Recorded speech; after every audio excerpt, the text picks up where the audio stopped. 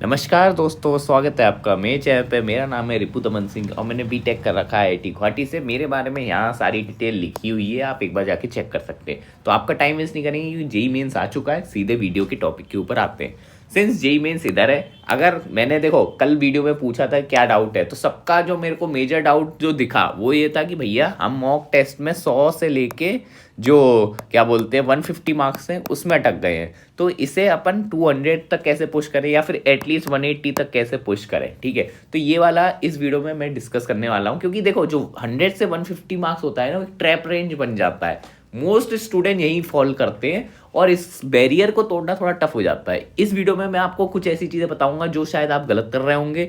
अगर आप उस पर अपना थोड़ा सा वर्क कर लेते हैं लास्ट के इन 10 दिनों में, तो शायद हो सकता है आपको कुछ 10 से 15 या 20 मार्क्स का आराम से बूस्ट मिल जाएगा, ठीक है। अब मैं ये नहीं कह रहा कि इससे 100% आपके 200 प्लस आ ही जाएंगे, ठीक है। ये तो बहुत सब्जेक्टिव बात हो गई, ये पर्सन टू पर्सन डिपेंड करता है। But I am pretty sure जितनी आपने प्रिपरेशन करी है उसको थोड़ा सा बेनिफिट तो मिलेगा, ठीक है। और प्लस मैंने आज भाई यूट्यूब पे मैंने एक दो वीडियो देखी थी, क्योंकि मैं अपना चैनल देख रहा था, तो मुझे एक दो कंटेंट मतलब रिकमेंड हुआ, तो वो बहुत ही मुझे ज़्यादा मिसलीडिंग कंटेंट लगा। और भाई काफ़ी व्यूज़ थे, ऐसा नहीं था, लाखों में व्यूज़ थे, ठीक है। तो ऐसा कंटेंट आपको रिव्यू कर सकता है, तो मैं इसके बारे में थोड़ा डिस्कस करूंगा।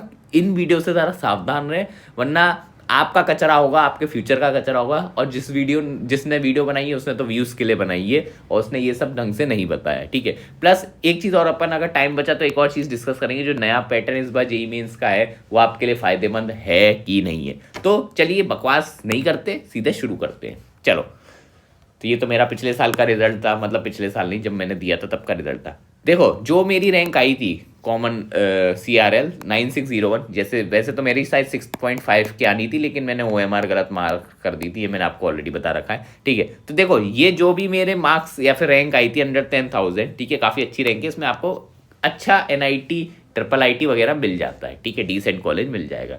जेई एडवांस की नहीं है, ये मेंस की है, ठीक है। और इसके लिए आपको कुछ नहीं करना है, आपके पास 2 सब्जेक्ट पे पकड़ होनी चाहिए, 2 सब्जेक्ट पे पकड़ होनी चाहिए। थर्ड सब्जेक्ट अगर आपका एवरेज भी हो तो काम चल जाएगा। जैसे कि अगर आप मेरे मार्क्स देखोगे तो मेरी केमिस्ट्री में अच्छे खासे मार्क्स थे, ये अगर आप बैठाओगे तो 99 परसेंटाइल प्लस ही बैठाएगा, ठीक है। अब उस समय परसेंटाइल आई नहीं थी तो एग्जैक्ट कन्वर्ट नहीं कर सकता मैं।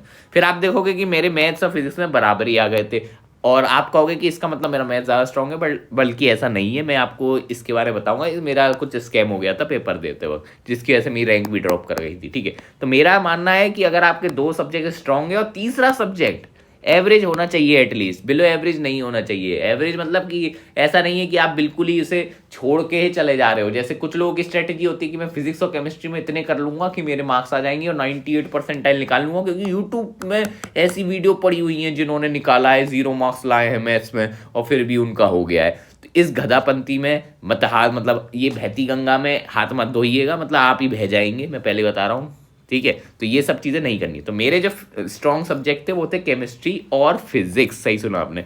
पर आप देखेंगे कि इधर फिजिक्स में ही कम है, मैथ्स में कैसे ज़्यादा आ गए। तो यही तो मैं बता रहा था, पेपर वाले दिन कुछ भी हो सकता है। ऐसा हुआ था मेरे केमिस्ट्री में, मैंने अटेम्प्ट कर लिया था, फिजिक्स में मैंने सिली मिस्टेक्स करता चला गया था कि मेरा सारे नेगेटिव हो गए, समझ रहे हो। मेरे बहुत लगभग केमिस्ट्री जितने या इससे ज़्यादा भी आ सकते थे, लेकिन क्या हुआ, सब चले गए नेगेटिव में। उससे क्या हुआ, मेरा टोटल स्कोर फॉल कर गया। लेकिन मैथ्स ने बचा लिया, क्योंकि मैंने कहा था ना, अगर आप एवरेज भी हो किसी और सब्जेक्ट में तो आपको बचा सकता है। और यही मैंने, अगर आपको ऐसा लग रहा है कि तू झूठ बोल रहा है, तो भाई मैं आपको बता दूं, मेरे 70 नंबर आए थे out of 120 in JEE advance physics में ही। तो ऐसा तो हो नहीं सकता कि मैं एक महीने में कुछ चमत्कार कर दूंगा और एडवांस की इतनी सारी, तो मतलब जब मेरे एडवांस में ज़्यादा आ रहे हैं फिजिक्स में, तो मेंस में क्यों कम आ रहे हैं। ये तो कॉमन अजीब चीज़ ही हो जाती है, ठीक है।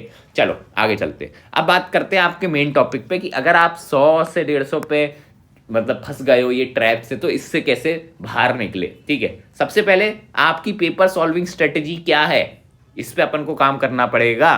सही सुना आपने। देखो हर छोटी छोटी चीजें मैटर कर जाती है ऐसे एग्जाम में जब कंपटीशन इतना ज्यादा हो, ठीक है। जैसे मैं आपको अपनी स्ट्रेटेजी बताता हूँ, ठीक है। मेरी स्ट्रेटेजी के 2 वर्जन थे, ठीक है, और मैंने लास्ट में वो अपनाई थी जिसमें मेरे मैक्सिमम स्कोर आए थे टेस्ट में, ठीक है।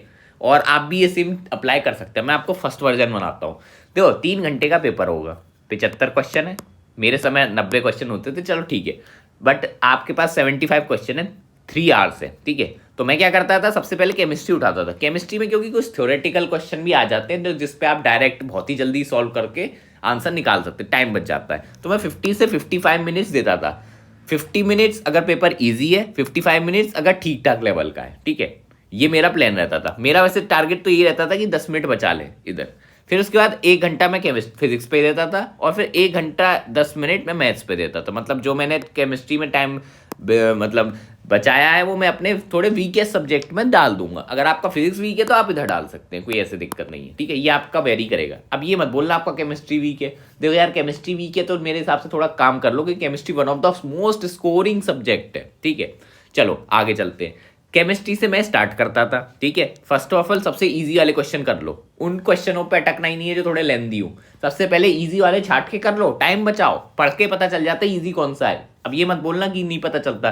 2-3 लाइन में जिसका आंसर आ जाए वो इजी क्वेश्चन है। इसके बाद आप मीडियम कर लो, ठीक है। उसके बाद लास्ट में जो थोड़े मुश्किल वाले हैं उसके ऊपर आओ, ठीक है। और बहुत ही मुश्किल है उन्हें छोड़ दो भाई, कोई दिक्कत नहीं है, छोड़ दो।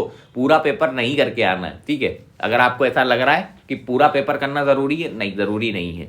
99 परसेंटाइल के लिए तो नहीं, 100 परसेंटाइल चाहिए तो जरूरी है, ठीक है। और ये चीज आपको रिपीट करनी है एवरी सेक्शन में, चाहे फिजिक्स हो चाहे मैथ्स हो, सेम चीज। इजी पहले करेंगे, स्किम कर लेंगे, फिर अपन मीडियम वाले करेंगे, फिर और हार्ड वाले हुआ तो बढ़िया है, नहीं हुआ तो छोड़ देंगे। Simple as that. ये होती है मेरी फर्स्ट, मतलब मेरा जो स्ट्रेटेजी थी फर्स्ट वर्जन ये थी, ठीक है। बट इसमें पता है थोड़ा दिक्कत हो जाता है। पूछो क्या हो सकता है, किसी साल केमिस्ट्री टफ आ गया, ठीक है, किसी साल फिजिक्स टफ आ गया और मैथ्स ईजी आ गया। अब आप 1 आवर दिए फिजिक्स में बट आपसे सवाल ही नहीं बने। फिर आप मैथ्स पे आओगे, मैथ्स में आपसे सवाल ज़्यादा बनने लगे। फिर आपको लगता है अरे यार फिजिक्स का टाइम अपन को मैथ्स में लगा देना चाहिए था। तो इसमें ये वाला फ्लॉ है, ये वाली स्ट्रेटेजी है, ठीक है। तो ये आपको पता है फ्लॉप कब पता चलता है, जब आप टेस्ट देते हो, ठीक है। ये मैंने बता दिया आपको ऑलरेडी फ्लॉ। अब बात आती है मेरी दूसरी वाली स्ट्रेटेजी क्या थी। इस स्ट्रेटेजी में कोई ऐसे बाइफर्केशन मैंने नहीं करा है, ठीक है। मैं सीधे केमिस्ट्री से स्टार्ट करूंगा, ठीक है। किसी से भी उठा सकते हो। इसमें सबसे इजी क्वेश्चन मैं पहले कर लूंगा जल्दी जल्दी केमिस्ट्री में। फिर इसके बाद मैं मीडियम भी नहीं करूंगा केमिस्ट्री, सबसे इजी कर लूंगा और जितने टाइम में हुआ ठीक है। उसके बाद मैं जल्दी से जाऊंगा फिजिक्स में, फिजिक्स के सबसे इजी कर लूंगा। फिर मैं जाऊंगा मैथ्स में, सबसे इजी मैंने छाट के कर लिए। अब इससे क्या होगा, मेरा टाइम बहुत कम लगेगा और मैंने बहुत सारा क्वेश्चन कर लिए होंगे, ठीक है, क्योंकि मेंस में थोड़े इजी क्वेश्चन ज़्यादा आते हैं। उसके बाद सेम प्रोसेस, अब मैं फिर से जाऊंगा केमिस्ट्री में, अब उसके मीडियम कर लूंगा, ठीक है। फिर मैं जाऊंगा अब फिजिक्स में, उसके मीडियम कर लूंगा और मैथ्स में। फिर लास्ट में जो टाइम बचेगा उसमें मैं जो मेरा स्ट्रॉन्गेस्ट सब्जेक्ट है उसके हार्ड क्वेश्चन ट्राई करने की कोशिश करूंगा। ये वाली स्ट्रेटेजी रहती थी। तो ये वाला टेक्निक भी आप यूज कर सकते हैं। मैं कहूंगा आप दोनों ट्राई करिए, ठीक है। कोई एक बेस्ट स्ट्रेटेजी नहीं होती है किसी के लिए। हो सकता है किसी के लिए फर्स्ट वाली सूट करे, किसी के लिए सेकंड वाली सूट करे। तो आपको कैसे पता चलेगा आपके लिए बेस्ट कौन सी है। मैंने आपको कल वाली वीडियो में बताया था। अगर आपने कल वाली वीडियो नहीं देखी तो पहले वो देख लीजिएगा, मेरे चैनल पर मिल जाएगी। उसमें मैंने बताया था कि आपको एक डेली एक टेस्ट पेपर देना है मॉक। एक आप PYQ का दे सकते हो मॉक, और एक कोई किसी भी रैंडम कोचिंग का दे सकते हो, या फिर अगर आपकी कोचिंग का ही चल रहा है तो उसी का ही दो, ठीक है। तो अब आपको कैसे टेस्ट करना है कि ये स्ट्रेटेजी बेस्ट है। एटलीस्ट 3 टेस्ट देने हैं ये स्ट्रेटेजी इन दोनों में। मतलब ये नहीं कि एक इससे फिर एक 3 ऐसे नहीं, 3 इसके 3 इसके। फिर आप देखो आपके एवरेज स्कोर किस में ज़्यादा आया है, ठीक है। एवरेज स्कोर ये इंपॉर्टेंट है, क्योंकि हो सकता है ना कि टेस्ट पेपर ही टफ आ गया तो वैसे ही आपका स्कोर गिर गया। फिर आप कहोगे, आप स्ट्रेटेजी को गाली दोगे, स्ट्रेटेजी खराब है। नहीं भाई, स्ट्रेटेजी खराब नहीं है, पेपर खराब है, ठीक है। तो ये चीज करनी है। एटलीस्ट 3 मॉक टेस्ट पे ट्राई करके देखो, एवरेज नंबर जिसमें ज्यादा है उसको आप अडॉप्ट करो, फिर देखो आप कंफर्टेबल हो कि नहीं, ठीक है। ये ट्राई करके देखना, ठीक है। और एवरेज मार्क्स आपके हो अगर बढ़े तो देखो मैं बता रहा हूँ, आपने एक बैरियर तो पार कर दिया और आप 150 या फिर 100 का जो बैरियर है ना, इसको तोड़ सकते हो आगे। अब आते हैं अगले नेक्स्ट पॉइंट पे। एक और रीजन है जिसकी वजह से आप अटके हो सकते हैं 100 से लेके 150 मार्क्स पे, जो आपका कॉन्फिडेंस ब्रेक कर रहा होगा, जो कि है टेस्ट पेपर खुद ही। कोई भी टेस्ट पेपर मैं बता रहा हूं, कोई भी, चाहे कोई भी टेस्ट सीरीज ले लो, रेलिवेंट एग्जैक्टली नहीं होता है जेईई मेंस जितना। बहुत सारे टेस्ट पेपर यूजुअली डिफिकल्टी होते हैं, ठीक है। जो मेंस लेवल है उससे डिफिकल्ट जानबूझ के बनाए जाते हैं, जिससे बच्चे अगर डिफिकल्ट सॉल्व कर लेंगे तो आसान तो सॉल्व कर ही लेंगे, उनका ये लॉजिक होता है। तो अगर आपका टेस्ट पेपर डिफिकल्ट है और आपके कम मार्क्स आ रहे हैं 100 150, तो आप डीमोटिवेट होने की जरूरत नहीं है। हो सकता है आप खुद ही समझिए ना, अगर आपसे PYQ सॉल्व हो रहे हैं, ठीक है, आपने PYQ करा, PYQ सॉल्व हो जाता है, लेकिन टेस्ट में सॉल्व नहीं हो रहा, तो इसका मतलब टेस्ट में दिक्कत है, ना कि आप में। Simple as that. PYQ are the king. PYQ solve होना चाहिए इन दी एंड, ना कि टेस्ट पेपर, ठीक है। टेस्ट पेपर तो जेई एडवांस लेवल के बना सकते हैं, जैसे फिटजी वगैरह थोड़ा टफ, टेस्ट पेपर टफ बनाती है जितना मेरे को पता। हमारे टाइम भी फिटजी इस मामले में तो फेमस था, टेस्ट टफ बनाना है तो फिटजी भैया, ऐसा रहता था, ठीक है। तो अगर आप टेस्ट पेपर की वजह से अटके हैं इस रेंज में तो डीमोटिवेट मत हुई, आप पीवाईक्यू पे फोकस करिए। आप टेस्ट पेपर कोचिंगों का देना छोड़ सकते हैं, सिंपल है। और देखिए अगर आपके पीवाईक्यू में थोड़े अच्छे मार्क्स आने तो आपको थोड़ा कॉन्फिडेंस बूस्ट भी मिलेगा, ठीक है। चलो अब दूसरी चीज हो सकती है कि टेस्ट पेपर थोड़ा रेलेवेंट भी है, लेकिन तब भी आपके मार्क्स 100 और 150 के बीच में ही अटक रहे हैं। तो अब भाई अब क्या, ये क्या दिक्कत है? तो मैं बता रहा हूँ, इसका मतलब है आप पता है अपना टेस्ट पेपर तो दे रहे हैं लेकिन आप इंप्रूवमेंट पे फोकस नहीं कर रहे हैं। क्योंकि टेस्ट पता है क्या है? टेस्ट क्या है आप खुद बताओ। टेस्ट कुछ नहीं है, आप अपने होम एनवायरनमेंट में एक एग्जाम जैसा लाइक कंडीशन बना रहे हैं जिससे आप पेपर वाले दिन अच्छा परफॉर्म करें, सिंपल एज दैट। तो देखो जो भी गलती आपको करनी है आपको टेस्ट पेपर में करनी है, जिससे आपके एग्जाम वाले दिन वो गलतियां ना हो, ठीक है। बट गलतियां होती हैं अपन से, चाहे कितनी कुछ भी कर लो, कुछ ना कुछ टेस्ट पेपर में गलती हो। किसी में सिली मिस्टेक्स हो जाती है, किसी में कुछ हो जाता है, किसी में टाइम मैनेजमेंट हो जाता है, ठीक है। तो ये टेस्ट पेपर से इंप्रूव होता है। लेकिन कई बार लोग क्या करते हैं, टेस्ट पेपर देते जाते हैं लेकिन अपनी गलतियों पे इंप्रूवमेंट नहीं करते हैं, ठीक है। तो क्या ये कैसे करना है? तो सबसे पहले फिगर आउट करो आपके वीकनेस क्या है। जब भी आप टेस्ट दोगे एनालिसिस आती है उसकी, किस में कितने मार्क्स आए, पता चलेगा ना आपका वीकनेस क्या है। अच्छा मेरा मैथ्स वीक है, ठीक है, मैथ्स आप अपना देखो वीकनेस क्या है। और मेरा केमिस्ट्री स्ट्रांग है, मेरा फिजिक्स ठीक है, मेरा मैथ्स वीक है, ठीक है।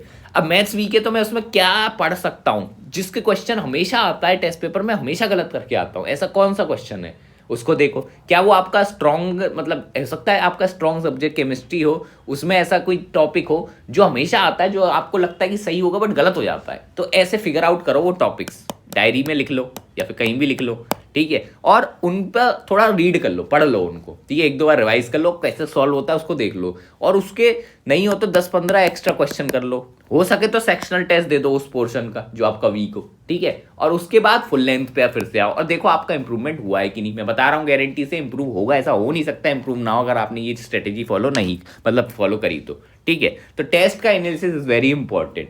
टेस्ट देना is less important as compare to test का एनालिसिस करना, ठीक है। ये इंपॉर्टेंट है। टेस्ट भले ही कम दो लेकिन अगर अच्छे से एनालाइज कर रहे हो तो वो आपको फ्रूटफुल हो जाएगा इन दी एंड। चलो अब आते हैं थोड़ा फन स्टफ पे, ठीक है। आप इसी का तैयार मतलब वेट कर रहे थे ना, अब आपको थोड़ा मजा आने वाला है। आज मैंने यूट्यूब खोला तो मुझे क्या देखने को मिलता है, वाह वाह वाह, तुक्का स्ट्रेटजी, ये है आंसर, वाह।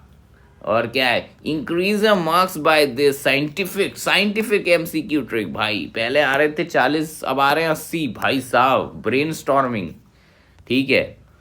तुक्का स्ट्रेटेजी, आंख बंद करके मैं AIR-1 ले आऊंगा, 40 मार्क्स तो मैं गारंटी ही ले आता हूँ। ये है भाई तुक्का स्ट्रेटेजी। और इन वीडियोस पे हैं लाखों व्यू, वाओ, मतलब लाखों लोग बर्बाद हो चुके हैं। वैसे तो अच्छी बात है क्योंकि आपका कंपटीशन ही साफ कर रहे हैं लोग, बट क्या पता आपने भी ये वीडियो देख ली हो, है ना, क्या पता आप साफ होने वाले हो। तो मैं आपको बचाने के लिए आ चुका हूँ, ठीक है। ये जितनी भी स्ट्रेटेजी है ये पहली बात तो जेई से नहीं, यूपीएससी के एग्जाम से उठाई गई हैं। यूपीएससी का एग्जाम जो होता है सब्जेक्टिव एग्जाम होता है, उसमें ये सब चीज़ें काम चल जाती है। बट ये सब चीज़ें आपको जेई में बिल्कुल नहीं लगाना है, मैं आपको पहले ही बता दूँ। ये सब लोग क्लेम करते हैं मेंस में लगाने के लिए क्योंकि वहाँ नेगेटिव मार्किंग कम होती है ना। लॉजिक भी बताता हूँ तुक्का मार स्ट्रेटेजी का। तो लॉजिक क्या है, सिंपल, प्रोबेबिलिटी तो अपन ने पढ़ा भी है, 4 ऑप्शंस आते हैं, ठीक है। प्रोबेबिलिटी क्या है, 1/4, मतलब 25% सही होने की, सही बात है बिल्कुल। तो इनका लॉजिक ये है, अगर आप एक भी एलिमिनेट कर देते हो ऑप्शन तो आपकी प्रोबेबिलिटी बढ़ के 33% हो जाएगी तुक्का मारने की। सही बात है, बिल्कुल सही बात है। 2 ऑप्शन अगर आपने एलिमिनेट कर दिए तो आप 50-50 पे आ जाएंगे, बिल्कुल सही बात है, बिल्कुल इन्होंने प्रोबेबिलिटी लगा दी है एकदम। बट मैं ये कहूँगा ये गधापंती बिल्कुल मत फॉलो करना, ठीक है। तुक्का नहीं मारना है भाई आपको एग्जाम में, पढ़े क्यों हो भाई? अगर तुक्का ही मारना था फिर तो तुक्का ही मार के बैठ जाते पेपर में, ठीक है।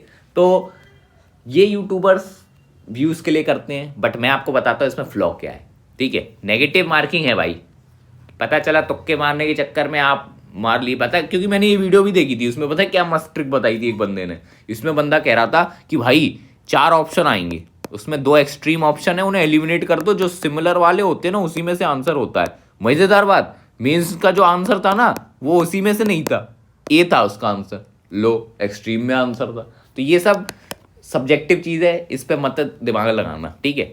अब मैं बताता हूँ, आप सॉल्व कर सकते हो ना क्वेश्चन, तो आप भाई तुक्का क्यों मार रहे हो, ठीक है। इससे बेटर चीज़ है कि ऑप्शन से आप चलो, ऑप्शन से आप मतलब क्वेश्चन की तरफ मतलब ऑप्शन फिटिंग ट्राई कर लो, वो बेटर चीज़ है तुक्का मारने से, तो ठीक है। ये गधापंती मत ट्राई करना। हाँ, एक जगह ट्राई कर सकते हो जो मैं आपको बताऊंगा। अगर आपने टाइम 2-3 मिनट लगा के कोई क्वेश्चन सॉल्व करा है, लास्ट में कहीं कैलकुलेशन गलती हो गई थी और 50-50 वाला केस आ रहा है, तब आप फिर भी लगा सकते हो, ठीक है। और अगर आपने कुछ नहीं पढ़ा तो भाई ये ज़रूरी करना पड़ेगा ना, सही बात है। अगर आपने कुछ पढ़ा ही नहीं है तो यही सब करना पड़ेगा, ठीक है। तो अगर आपने कुछ नहीं पढ़ा है तो ज़रूर करिए ये।